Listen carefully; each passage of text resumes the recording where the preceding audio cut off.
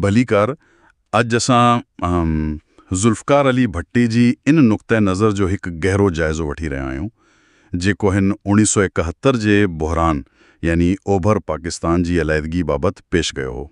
हाँ बिल्कुलु, ख़ासि तौर ते उन बुहरान खे हू पाण अज़ीम अलमियो या द ग्रेट ट्रेजेडी सॾींदो हो। और असांजो बुनियादु आहे सिंदज़ी किताब दी ग्रेट ट्रेजेडी, उकड़े लिखी हुई हू। उहो मतिलब त सेप्टेम्बर 1971 में लिखियो वियो ऐं उन सां गॾु ॿिया बि कुझु लाॻापियल नोट्स आहिनि। अच्छा, त पोइ हिन जाइज़े जो मक़सदु छा आहे? मक़सदु उहो सम्झणु आहे त भुट्टो पाण इन सॼे उहा सम्झो दुखी सूरत-हाल खे कीअं पई ॾिठो ऐं पंहिंजे किरदार खे कीअं पेश कयो। सही, ख़ासि करे जॾहिं चइजे त कुझु हल्का उन वक़्त खे ज़िम्मेवार बि करार ॾेई रहिया हुआ। हाँ बिल्कुलु, ही किताब असल में हिकु तरह जो दिफ़ा बि आहे उन इल्ज़ामनि ख़िलाफ़। भुट्टे जो बुनियादी दलील इहो हो त ही अलमियो कंहिं शख़्स जो कन न हो, न को हिकु वाक़ियो। न बिल्कुलु न। हू उनखे सालनि जी मतिलब त गॾियल नाकामनि जो नतीजो करार ॾेई थी।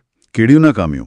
उहा ॾिसो, नाअहिल क़यादत, ग़लत अंदरूनी ऐं बहिरूनी पॉलिसियूं, पोइ ओभर पाकिस्तान जूं जेकी ख़ासि ज़रूरतूं हुयूं उन्हनि खे नज़रअंदाज़ करणु ऐं उहो इक़्तिसादी इस्तेसाल वारो नुक़्तो उन ते बि ज़ोर ॾिनो हुअसि। हाँ, उहो त तमामु अहम आहे सिंधी तज्ज़िये में। हू चवे थी त ओभर पाकिस्तान जो मुसलसल इक़्तिसादी इस्तेसाल थी रहियो हो। कीअं, मतलब को सबूत ॾेई थो? बिल्कुलु, हू अंगकड़ ॾेई थी, ख़ासि करे 1960 वारी दहाई जा। ॾेखारे थी त ओभर पाकिस्तान मुल्क जी एक्सपोर्ट में केतिरो वॾो हिस्सो पे ॾे। पर उन जी बदली में चइजे त सनाती सेड़पकारी हुजे या क़ौमी बजट, उन में कंहिं खे तमामु घटि संदन आबादी जी तनासुब खां बि घटि हिस्सो मिली रहियो हो। ऐं भुट्टे जी नज़र में उहो ई इक़्तिसादी फ़र्क़ु हो जिन्हें मतलब त शेख मुजीब ऐं अवामी लीग खे पंहिंजी मौक़फ़ लाइ मज़बूत बुनियाद फ़राहम कयो। सही, पोइ इक़्तिसादी मामलनि खन अलावा ॿिया सियासी मसला बि हुआ? हाँ बिल्कुलु, हू ख़ासि तौर ते अयूब खान जे दौर ऐं 1962 जे आइन ते तनक़ीद करे थी। छो? छाकाणि त हू सम्झे थी त उन आइन ओभर पाकिस्तान खे सियासी तौर ते चइजे त कमज़ोर करे छॾियो हो। अच्छा, अने पोइ शेख मुजीब जा 6 नुक़्ता उन खां बि छा थो चवे? उन जो त हू तफ़सीली जाइज़ो वठी थी। भुट्टी जो मौक़िफ़ हो त इहे सिर्फ़ सूबाई ख़ुदमुख़्तियारी न हुया। पोइ छा हुया? हुन जी नज़र में इहे अमली तौर मर्कज़ खे बिल्कुलु बेअख्तियार करे छॾींदा। सिर्फ़ दिफ़ा अने परदेही मामला इहे बि महदूद इख़्तियारनि सां मर्कज़ वटि रहना। त पोइ हू उनखे छा सम्झंदो हो? हू उनखे वहाँ सम्झो आइनी तौर ते अलीहदगी जो हिकिड़ो लिखियलु मनसूबो सम्झंदो हो, मुल्की सालिमियत ला ख़तरो। पोइ आयो 1970 जूं चूंडो। नतीजा ते हैरान कंदड़ हुया। हाँ बिल्कुलु, ओभर में अवामी लीग क्लीन स्वीप करे वई अने ओले पाकिस्तान में पीपल्स पार्टी वॾी अक्सरियत वरिती। पर मसलो इहो हो त कंहिं बि पार्टी खे ॿई विंग मां नुमाइंदगी न हुई। सही, इन करे त भुट्टी तजवीज़ ॾिनी हुई जंहिंखे हू ग्रैंड कॉलिशन या वॾो इतिहाद चवे थो। मतलब बन्नी अक्सरियती पार्टियुनि जी गॾियल हुकूमत। हाँ, अवामी लीग ऐं पीपीपी जी त जीअं ॿिन्ही हिस्सनि जी नुमाइंदगी थिए। पर भुट्टे जी चवण मूजिब मुजीबुर रहमान उहा ॻाल्हि न मनी।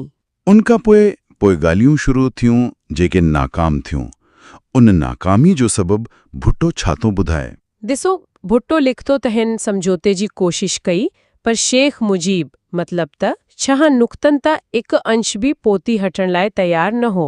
ऐं याहिया खान जो किरदार? उन खे बि हो अहम समझी थी, पर उन सां गॾु हो हिंदुस्तान ते बि इल्ज़ाम हणे थो। कहिड़ो इल्ज़ाम? हिंदुस्तान चइजी त 1966 खां ई, ख़ासि करे अगरतला साज़िश केस वारे वक़्त खां ओभर पाकिस्तान में अलीहदगी पसंदी खे हवा दे रहियो हो।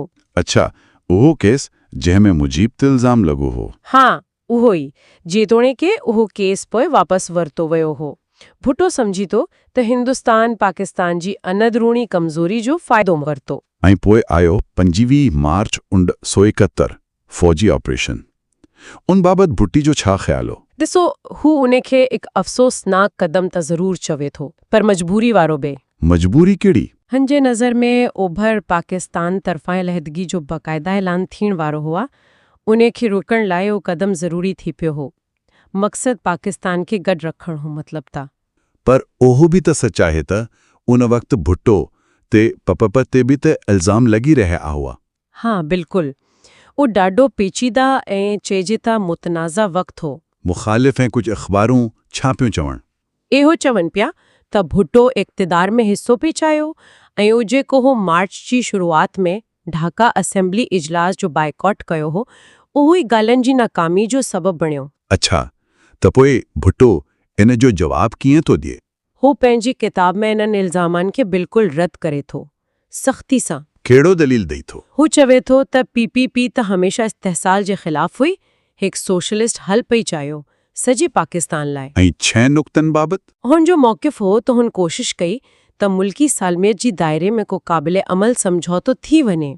हू इक़्तिदार जी मुंतक़िली ज़रूर पई चाहिनि, पर हिकु अहिड़े आइन तहत जेको पाकिस्तान खे मुतहिद रखी सघे। त पोइ हू पाण खे ऐं पंहिंजी पार्टी खे कीअं पेश करे थो? हू पाण खे ऐं PPP खे हिकु अहिड़ी कुवत तौरु पेश करे थो जेका मुतहिद पाकिस्तान जी हामी हुई ऐं हल ॻोल्हे रही हुई। इक़्तिदार जी भुख या जमहूरियत रोकण वारा इल्ज़ाम हू रद्द करे थो। त पोइ जेकॾहिं असां भुट्टी जी हिन सॼे तजीज़िये खे मुख़्तसर करियूं त ख़ुलासो छा निकिरंदो? ख़ुलासो उहो आहे त भुट्टी जी नज़र में 1971 जो अलमियो कंहिं हिकु माण्हू या कंहिं हिकु सबब जो नतीजो न हो, बल्कि हू सालनि जी क़यादती नाकामियूं, पॉलिसी जी ग़लतियूं, इक़्तिसादी नाइंसाफ़ियूं ऐं बैरूनी मुदाख़लत, ख़ासि करे हिंदुस्तान जी, उन्हनि सभिनी जो गॾियल नतीजो हो। ऐं हो पाण खे उन में किथे थो ॾिसे? हू पाण खे ऐं पंहिंजी पार्टी खे उन पेचीदा सूरत हाल में चइजे त पाकिस्तान खे गॾु रखंदी हल ॻोल्हण वारी क़ुवत तौरु पेश करे थो। अच्छा, ऐं उन अलमीअ खां पोइ मुस्तक़बिल लाइसेंस कहिड़ो तसौल हो? इन बाबति कुझु चयो आहे अथसि? हाँ, बिल्कुलु। हू मुतालबो करे थो त फ़ौरी तौरु जमहूरियत बहाल कई वञे ऐं ॿियो? सोशलिज़म ज़रिए इक़्तिसादी इस्तेहसाल ख़तमु कयो वञे, क़ौम जो हौसलो बहर बहाल कयो वञे ऐं सभ खां अहम हू फ़ौज ते सिविल बालादस्ती क़ाइमु करण जी ॻाल्हि करे थो। ही सॼो बहस मतलब ते भुट्टे जो पंहिंजो नुक़्ते नज़र हिकु अहम सवाल ज़हन में आणी थो। कहिड़ो सवाल? त 1971 जे बहरान खे सम्झण लाइ असांखे केतिरो वज़न ॾियणु घुर्जे इन्हनि ॾेघी मदी वारनि निज़ामी ख़ामियुनि खे, जहिड़ो का हो इक़्तिसादी इस्तेहसाल या सियासी नुमाइंदगी जी कोट, ऐं केतिरो वज़न ॾिजे उन वक़्त जे अॻवाननि यानी भुट्टो, मुजीब, यहया ख़ान, उन्हनि जे फ़ौरी फ़ैसिलनि ऐं अमलनि खे। ज़ुल्फ़िकार अली भट्टी जी कहिड़ी शइ वधीक अहम हुई? गहरो सिस्टम जूं ख़राबियूं या उन वक़्त जा फ़ैसिला?